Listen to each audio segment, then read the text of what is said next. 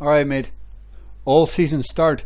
Well, this is exactly what I was talking about yesterday in my BTC videos and channels right in here, that well, when Bitcoin is now consolidating these and Bitcoin is dropping, these BTC pairs can be very strong and move hard to the upside.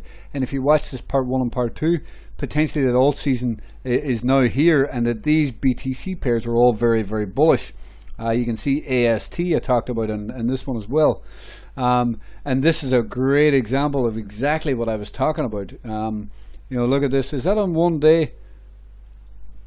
Bloody hell, 2 days. Yeah, it's exactly what I was talking about, that these BTC pairs can now start to flourish. So great find on this. I didn't see this one, but it backs up exactly what I was saying, that these BTC pairs are ready to explode because Bitcoin is kind of in that pullback mode.